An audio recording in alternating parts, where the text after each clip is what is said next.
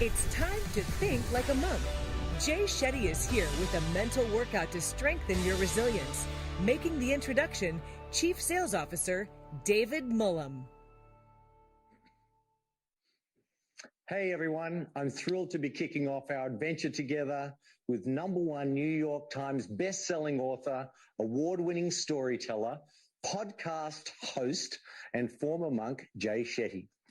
He is on a mission to make wisdom go viral. His viral videos have been viewed more than 8 billion times. Yes, that is billion with a B. He is followed by more than 40 million people across social media. His podcast, On Purpose, is consistently ranked as the #1 health podcast in the world. He was also named in the Forbes 30 Under 30 for being a game changer in the world of media. In his new book, Think Like a Monk, one of mine, so many of us within USANA's new favorites, Jay Shetty simplifies the timeless wisdom he learned as a monk into practical, actionable steps to train your mind for peace and purpose every day. Mr. Shetty has graciously donated 100 books for us to give away to you. So here's what you need to do. Actively engage in the live chat below. We will randomly select winners based on who is chatting. And now it is with great pleasure that I introduce to you Jay Shetty. Hi, Jay. Hi, David. Thank you so much for having me. I'm so grateful to be here. It's great to have you with us, all the way from California, I understand. Yes, absolutely. It's 6:30 p.m. in the evening here, but I'm full of energy and so grateful to be with USANA. Well, we are so grateful to have you here today to teach us about the lenses through which we view resilience and how to achieve it. And so I'm just going to hand over to you and let the time be yours. Thank you so much, David. I really appreciate it. And right, everyone who's watching, whether you're back at home, wherever you are in the world, a big warm welcome from me. Thank you so much for having me. I'm so grateful to be with you all. I really do wish I was live with each and every single one of you, but I'm so happy and honored that we get to spend this time together to talk about the most important theme and subject in our own lives: building resilience and mental strength. Now, if you were in front of me right now as an audience, I'd say to you, how many of us know we need to build resilience and mental strength? And I'm pretty sure all of us would put our hands up right now. Nod away, put your hands up, say yes in the comment section if you feel you want to build your resilience and your mental strength. The good thing is that building our resilience and building our mental strength is just like building a muscle. It's just the same thing. We can build it. We can train it. It's possible for each and every single one of us. Whether you feel you're already resilient or not, we can refine it further. Whether you feel that you already have mental strength or not, we can build it further. And today I'm going to share with you 3 key principles that will help us build our resilience and our mental strength. So if you're ready to go, say ready in the comments. I'm ready to dive in with you all as well. And I want to start with sharing something that underpins all of the 3 reflections I'm going to share with you today. Now, this equation that I'm about to share with you was told to me by one of the guests on my podcast around 2 years ago. Now, if you listen to my podcast On Purpose, then you can guess which guest you think said this equation. And if you don't, then you can guess anyway. So the equation goes something like this: pain plus reflection equals progress. Let me say that again. Pain plus reflection equals progress. Write it down. Take note of that. When my guest said this to me around 2 years ago now on my podcast, I've never been able to forget it. The reason why it's such a powerful equation is that we all go through pain. We all experience pain. And all of us, I'm sure, agree we all want progress. How many of you want progress when you're going through pain? And the key ingredient that's often missing is reflection. The amazing thing about that equation is if you remove the word reflection, you lose progress, and all you're left with is pain. So today, what I'm going to share with you are 3 reflections that are going to help us turn our pain into progress, that are going to help us turn our challenges into mental strength, and turn our obstacles into resilience. Now, for those of you who've been guessing, the guest that said that to me was none other than Ray Dalio, the author of Principles and the founder of Bridgewater Associates. It's a brilliant book, and I've learned a lot from Ray, who's a dear friend. Now, the first reflection that I want to share with you is a story that was often told by the Buddha. And this story is about a person just like you and me who was on a journey. And on their journey, they came across an obstacle. Now, we all know what that looks like. This person's obstacle, however, was a fast-flowing, gushing river. And they needed to get to the other side. They knew that if they stepped foot inside the river, they would get swept away and taken away in a moment. So what they thought was that maybe they could float on a piece of wood or a plank of wood or something they could find. And they put that item into the river, and within seconds, that piece of wood was completely taken away. They faced failure. And they realized that they needed something that was stronger. They decided to craft a raft. They laid down the bamboo. Both sides, they laid down some wood. They found some rope, tied up the corners this time. They weren't going to take any chances the second time. They even built an oar. This time they got on top with a little bit more confidence, but still a bit of anxiety. And they started to paddle as fast as they could, faster and harder, and trying their best and putting all their energy and all their strength and all their might. And finally, they made it safely to the other side. When this person reached the other side, they thought to themselves, I was saved by this raft. I could never have done this without this raft. I have to take this raft everywhere with me. This raft saved my life. So they strapped the raft onto their back and decided to carry it wherever they went. As they went forward and as time passed, they came to a new obstacle, a new challenge in their life. And this time, the challenge wasn't a fast-flowing river. It was a tall, wooded forest with trees dotted at every other step.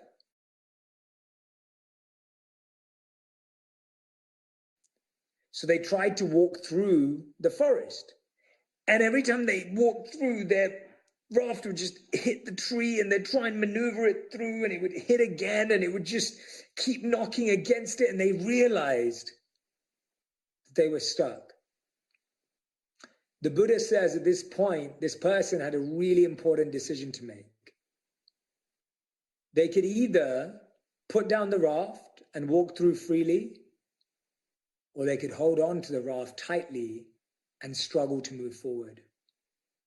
The person realized that what got them here will not get them there. The person realized that the raft that got them here will not help them get through. In this dilemma, with this decision, the person decided to take off the raft off their back, lay it down on the floor, and move forward. Now, why am I sharing this story with you? I'm sharing this story with you because often we think resilience means taking more on. But resilience and mental strength are also built by knowing when to let go. When we let go, we create more space for what's good in our lives. When we let go, we stop holding on to a false expectation or a false ideal. How many of us have been holding on to an old normal? How many of us have been holding on to the way things were? And when we do that, we lose out on the opportunity to accept. Even if you think about your hands, if you're holding on to something, You don't have empty hands to take hold of something else. You can't accept the future. You can't accept the new because your hands are tied. They're occupied. So I want to ask you to reflect today. And you can write this down as well. Your reflection is, what are you letting go of? What are you leaving behind? Even if it's uncomfortable at first, what are you ready to leave behind and let go of so that you can walk freely through the next challenge? Often what makes a challenge harder is we're holding on to the tools that are no longer useful. We're holding on to the habits and the mindsets that are no longer needed. We need new habits for a new time. I'm going to share with you 4 of the habits that we can make space for. And these 4 habits, you can practice them for 2 to 3 minutes each a day. That's a total of 12 minutes of your time. And simply practicing these every day for 2 to 3 minutes each, you will get an opportunity to experience how you can build the muscle of resilience and mental strength. I want to put the power right into your hands. I want you to recognize that the power to heal, the power to transform, the power to grow yourself is within you when you practice these 4 habits. And these 4 habits come in the form of an acronym called TIME, T-I-M-E. The T stands for thankfulness. Gratitude is truly a superpower. And why? Not just because it sounds good, but because it's scientifically proven to boost your mood. It's scientifically proven to improve your immunity and build your bonds and relationships. But now many of you may keep a gratitude journal, or maybe you've heard that before, to write down what you're grateful for. There's a particular technique that actually accelerates gratitude to have the result that I just talked about. It's not just any type of gratitude that has those amazing benefits. It's a specific type of gratitude. So this type of thankfulness, I want to share with you through a little exercise. I want you to think about 2 of your best friends' names outside of your family or your partners. 2 of your best friends' names. And pick those names, write them down. And I want you to visualize that after this is all over and it's safe, you organize a party at your home and all your best friends come over, and especially these 2 come over. Now, the next day after the party's over, your first friend messages you and says, "Hey, I had a great time. Thanks so much." That's it. Your second friend messages you and says, "Oh my gosh, that was the best party ever. I loved meeting your family. They're beautiful. I love meeting all your other friends. They're amazing. The games were so fun. And oh, don't even get me started on the food. That was the best buffet I've ever had in my life. Thank you so much for inviting me." Now, let me ask you a question. Which one of those messages fills your heart with more joy, more love, and more depth? The answer is obvious. It's the second one. Your second friend, whoever's name you gave, they're the one who got the credit for that message. But it's easy.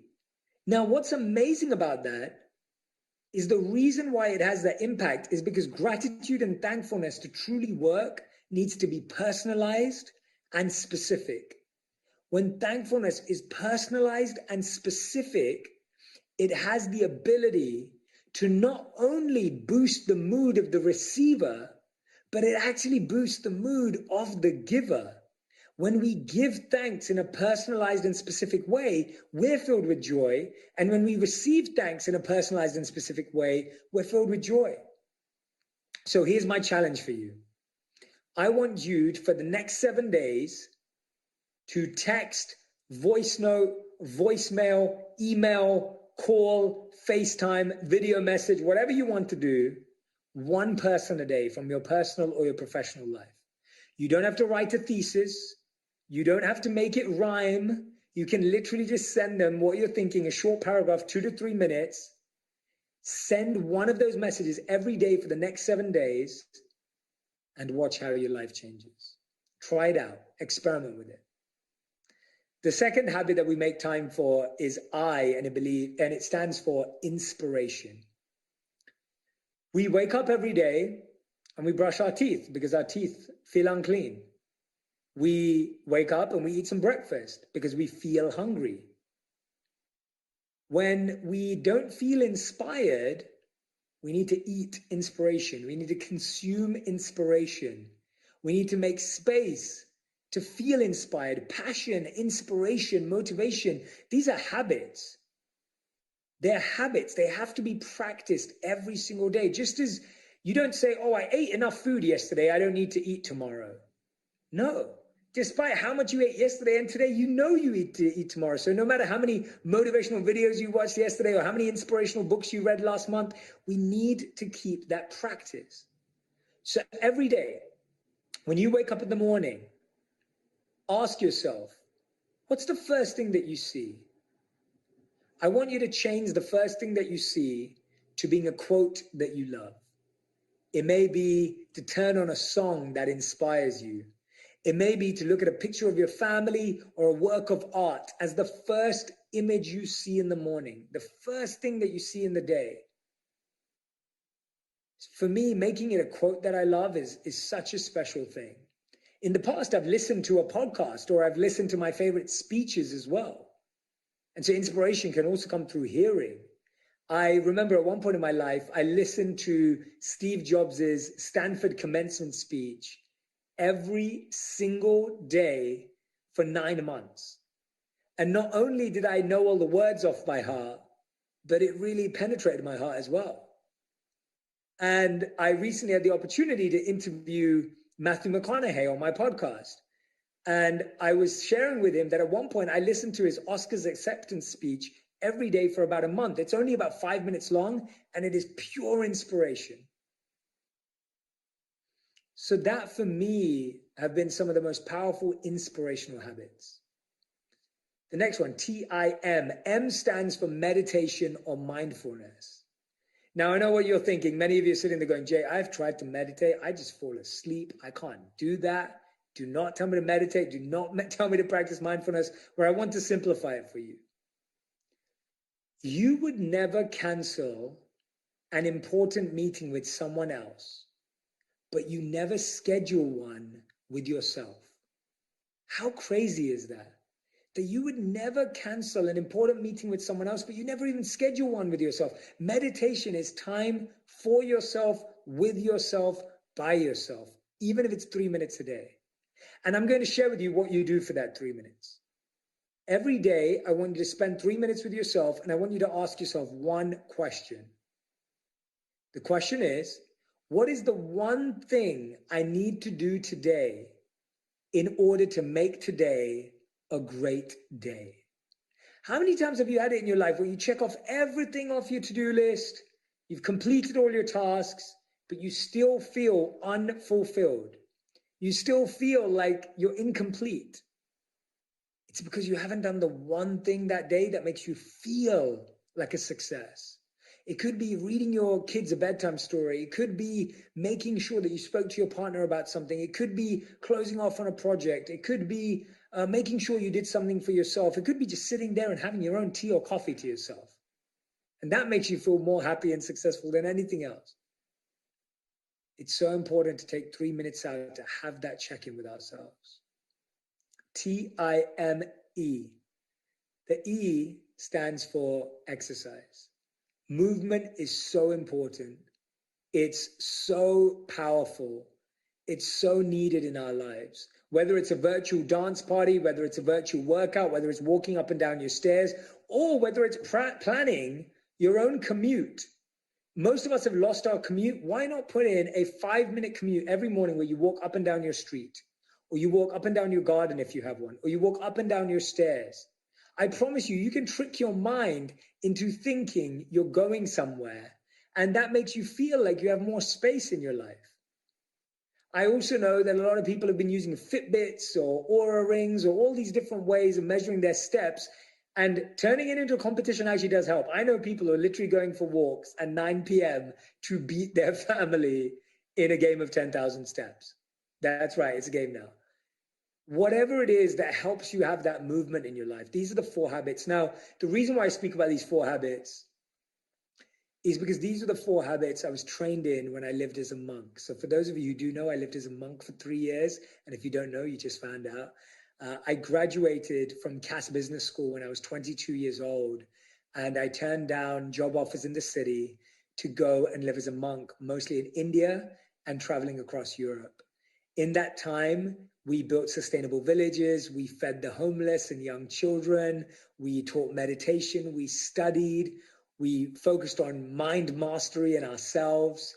And what I loved about living as a monk is that the morning was for yourself and the rest of the day was for service. So the morning was spent doing these 4 habits and practices, building up our own shield, putting on our own armor, getting prepared for the day, training for the day. And for the rest of the day, we were out serving and helping others. Similarly, in your work, you spend the whole day serving your family, your clients, your customers, colleagues, people that you work with. It's so important that you use your morning to get set for yourself. The amazing thing about these 4 habits is that if we start our day with them, they start us off on a positive note. There's something really, really interesting. Studies show that 80% of us, the first thing we see in the morning is our phones, before we see our partners and before we see our kids. And the last thing we see at night is our phone, after we see our partners and after we see our kids. Our phone gets more FaceTime than some of the people that live in our lives. Now, the amazing thing about waking up to your phone is, imagine you wake up and you're at 0, right? You're at neutral. When you wake up to your phone, you're waking up to news, notifications, negativity, and noise. I don't need to tell you that. You already know it. So you start your day on a -4, and you spend the rest of your day trying to get back up to 0 if you're lucky, probably at a -1. But if you start your day with thankfulness, inspiration, meditation, exercise, you start your day at a +4. Now, even if the day is tough, and we know our days can get tough, you end up at a +1. It's incredible to see how starting off strong sets us up for a better day than starting off weak and trying to make up for it later. It gets harder and harder as the day goes on. Just like traffic gets worse, the traffic in our mind gets worse to really center ourselves and feel focused.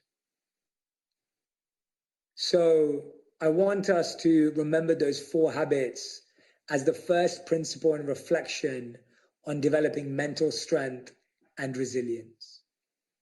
I hope you're with me. I hope that makes sense. I hope that connected. I hope I've given you some new ideas and new ways of rethinking some of these old habits. And I hope you've really reflected on what you can let go of. I now want to move to reflection number 2 and principle number 2. This is about how you build mental resilience and strength in your workday, but also how you build it with your colleagues and how you plan and create a vision for success. We've talked about what we need to let go of. Now, how do we need to reorganize and edit our lives so that we can actually achieve our goals, so that we can actually achieve our targets, so that we can actually achieve our dreams? Because I know all of you sitting there have targets, have goals, have dreams. I know all of you have the ability and the potential inside of you, but sometimes we need to edit a few things to make sure that we actually get there. I read a study a few years ago that absolutely changed the way I work. The study said that you can't be logical and creative at the same time. What that means is, if I'm in a brainstorm meeting, I can't suddenly go to a numbers meeting and perform. I can't move from a data meeting to an innovation meeting and perform. I can't move from an innovation meeting to a statistics meeting and perform. You can, and you might be able to get away with it for a few years, but you're literally stretching and potentially snapping your mind's ability to actually do that. We function better when we time block logical time and creative time. Logical time is structured tasks, numbers tasks, planning tasks, scheduling tasks, and creative is obvious: brainstorm, innovation, uniqueness, diversity, anything that requires that right side of our brain. So what I do now is I do logical days and creative days, logical mornings and creative afternoons, creative mornings and logical afternoons. As much as I can create distinctions between these times, I'm actually able to increase my mental focus. I found this study that I was sharing for Think Like a Monk, which was the idea that we believe that we're really good at multitasking. How many of you, be honest, think you're a pretty good multitasker? Well, studies show that only 2% of people in the world are actually good multitaskers. And the funniest thing about that is, the study says that when most people hear that, they think they're in that 2%. And the odds are that we're not in that 2%. Most of us are in the 98%. We're recommended to do single tasking, putting our mind and energy into one thing at a time. Imagine right now I was talking to you, but I was also emailing and I was also on my phone. A, this would be the worst speech of all time, but B, also you'd feel that energy. And I'd also be distracted.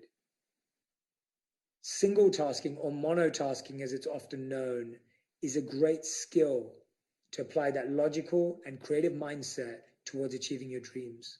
If you want to get to your dreams, you have to go all in. You have to go all in focused and immersed in that space. You can't be distracted and disturbed. And planning your schedule in such a way allows you to reach optimal performance. Another thing that's really huge about going all in is this amazing thought by Albert Einstein. So Einstein once said that everyone's a genius, but if you judge a fish by its ability to climb a tree, it will spend its whole life believing that it's stupid, right? Think about that. We are birds trying to swim. We are fish trying to climb trees. We are whatever animal you want to pick trying to do the wrong thing. If you saw a bird, you'd be like, but you can fly. Like, why are you trying to swim? And if you saw a fish trying to fly, you'd be like, but you're a fish, you can swim. Why are you trying to do that? But we do that to ourselves all the time. We do that to ourselves all the time. We don't recognize our own strengths. We don't recognize our own abilities. Research shows when they looked at how the most healthiest, wealthiest, and wisest people spend their time. Imagine I was to give you 100 hours of self-development. I was going to invest in 100 hours of your self-development. How would you divide 100 hours into what you're good at, what you're average at, and what you're bad at? Would it be 95-5? Would it be 50, 25-25? Would it be 33, 33, 33? Would it be 20, 20, 60? How would you divide it?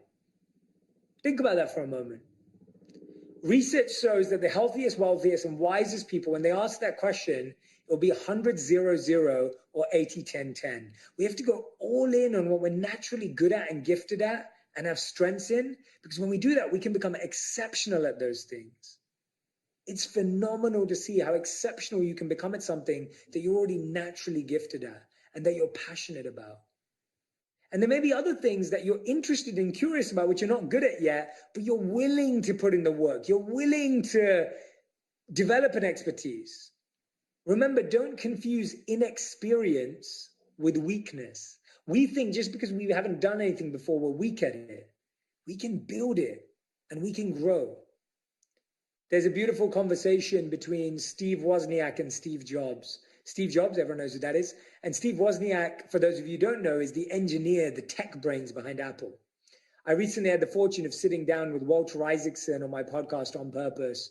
And Walter Isaacson actually spent time with Steve Jobs to write his biography. You know, he's one of my favorite authors. And there's an interaction that happens between Steve Wozniak and Steve Jobs. And Steve Wozniak looks at Steve Jobs and he says, "What do you even do?" Can you imagine saying that to Steve Jobs or even your boss? Steve Wozniak says, "What do you even do? You're not a marketer. You're not an engineer. You're not a tech person. What do you even do?" And Steve Jobs, in Steve Jobs' fashion, replies, "Musicians play their instruments. I play the orchestra." Now, the reason why I'm sharing that story is because Steve Jobs wasn't the best marketer or engineer or artist or whatever it was, but he knew that his skill set was bringing the team together to create, one of the most innovative products of our time. Knowing your strength, knowing your abilities and your skills allows you to have a much greater impact, and then surrounding yourself with people that have the complementary skills and abilities in your life. In the beginning, you may have to do it all, but the more and more you can in your career, in your industry, that you can go all in and really analyzing what are your skills? What are your strengths? Because you have them. And if you don't know, go and ask the people that you've worked with professionally and personally and ask them, what do you think are my greatest strengths? What do you think are my greatest skills? Sometimes there are our own boundaries. Sometimes there are our own blind spots. We're not even aware, and we miss out on our own potential. No one wants to work with you on what you're average at. People want to work with you on what you're impactful at. That's the difference. Try and uncover what that is. What makes that difference? What makes that impact in your life? And inside of that, I wanted to share this idea with you. It comes from a book called Flow, one of my favorite books that I've read. And it talks about this flow state. And this flow state is what we see musicians achieve when they're just singing and it feels like they're channeling, or you see a musician, or you see an athlete that is just in the zone. It's about being in the zone. It's about feeling like you've lost all sense of where you are and who you're with. You're just so fixated on your goal and what you're working on. And we all want to experience that in our careers and our lives. It's said that we all experience flow state when our challenge meets our skills. So when our skills and our challenges meet, that's where we feel flow state. When our challenge is above our skills, we feel frustrated, we feel disappointed, we feel annoyed. When our skills are above our challenge, we feel bored. We feel like we're wasting time, we feel lazy. So ask yourself, reflect right now. Do you need to scale your challenge, or do you need to scale your skills? To experience flow state, there's some lack of alignment there. There's some part of that that's not fitting right, that's not matching, that there isn't synergy on. Is it that your skills are too high and your challenge is too low? Or is it that your challenge is too high and your skills are too low? Most people are missing a skills gap. It's not that we don't have the potential. It's not that we don't have the skills. It's not that we don't have the ability inherently within us. It's because we've stopped investing in our own growth. We've stopped investing in our own power.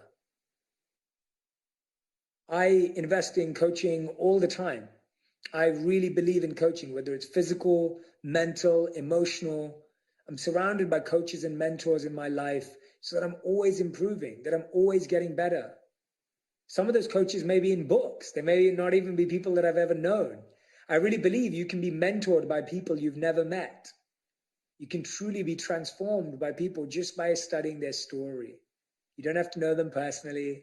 You don't have to be able to call them on the phone. You truly, truly can. So I encourage you with that second reflection to reflect on what are your strengths? Where do you need to put the spotlight? And then what are the weaknesses that you have that you can build up and strengthen in order to meet your challenge? It may even be a skill that you have that you just haven't trained in a while and it just needs developing. It just needs to be built up. It's really, really important to figure that out. I remember I went to watch my good friend Russell Brand perform in London quite regularly in the past. And when I went to see him speak once, he said, people don't realize how many times you have to practice that so that it appears spontaneous. I thought that was such an incredible way of putting it. That to really, for it to feel effortless and for it to come off and really be in flow state, it had to be so deeply practiced. I want to share with you now one last reflection, and this is around purpose. We talked about the habits needed for mental strength and resilience. We talked about the edits that are needed in our day to make us have a powerful vision of success, and what we need to make our vision of success become clear. And the third is creating purpose in our life. We all need to feel a sense of purpose, don't we? But often, have you found this? That the pursuit of purpose paralyzes your potential. Sometimes this obsession with, I don't know what my purpose is, I don't know where I'm going to find it, I'm confused about my purpose, where do I start, what do I do now, kind of just stops us from actually living our purpose.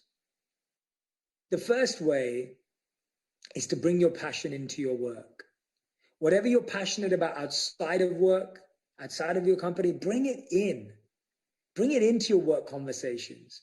Bring it into your meetings. Bring it into your energy of your clients and customers, because I promise you, it will make you so much more powerful and unique. Because what we're all missing today is a human purpose, a human connection to someone as a human, not as a robot, not as a social media profile, but as a human. I want to share with you an amazing story of a study conducted by Amy Wrzniewski and her team at the Yale School of Management. They set out to think about what they believed was the most difficult job in the world, a big task. Now, I'm going to tell you right now, disclaimer, that job was not my job, and it was not your job either. I promise you, it was not the hardest job in the world. There was something harder. The job they decided to choose was hospital cleaners. They found through all their research that the most difficult job in the world was the job of a hospital cleaner. Why? Because they had to clean up rooms, they had to clean up canteens, they had to clean up after people ate, they had to clean up after people used the restrooms and the toilets, they had to clean up after people passed away. Now, an extremely difficult job. So whenever they went to interview these cleaners, they asked some of them, what do you do every day? They'd say, we clean, we do janitor style work, housekeeping style work, admin style work, we're cleaners. They described themselves as low skilled labor. They then asked some other cleaners what they did every day. Now bear in mind, these cleaners did exactly the same work in the same hospitals. When they were asked to describe themselves in one word, they used the word healers. They did the same exact job in the same hospitals. Some cleaners described themselves as cleaners, some described themselves as healers. Why? Because the ones that described themselves as healers saw them as part of the healing journey of the patient and the patient's family. They saw themselves as carers, as supporters, as people who are integral into the healing journey of the patient and the patient's family. They saw themselves as part of that. And because of that, they came to work with a fresh perspective, with a deep sense of purpose. They did the same work and the same job. But as Amy Wrzniewski and her team coined it, job crafting. People who were able to edit or craft their jobs meaning to what they were doing it for and why they were there, transformed what they felt. And as Wayne Dyer said, when we change the way we look at things, the things we look at change. Right? When Wayne Dyer said that, it completely moved me. When we change the way we look at things, the things we look at change. Sometimes we need to look up from our devices. We need to look up from our laptops. We need to look beyond our PowerPoint presentations. We need to look beyond our Excel spreadsheets.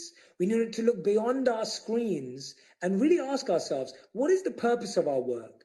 Is it helping you take care of your family and your children and give them a great education? Is it helping you provide for someone you love? Is it helping you take care of customers and clients and their families? What is really happening behind the scenes beyond that Excel spreadsheet, that little conflict, that deal that didn't work out? What is truly, truly, truly going on?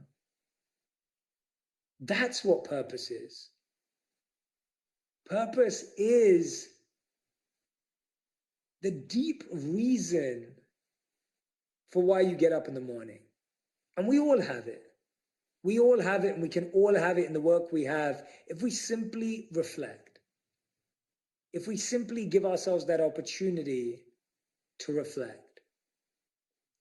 So today we started with Ray Dalio's amazing words of pain plus reflection equals progress. I gave you 3 reflections. 1 reflection for what you need to let go of and the habits to make space for. 1 reflection for what are your true strengths that you need to invest in, and what are the weaknesses, either in your challenge or your skills, to get to that flow state. And the 3rd reflection I asked you to do just now is to reflect on your reason for turning up and the true impact of your work. Not the amount of money, but what you do with it. To really think about the impact, the positive impact you have on your clients and the people around you. The things that your work provides for with your own family and the people that you love. Those 3 reflections are where all of the resilience is.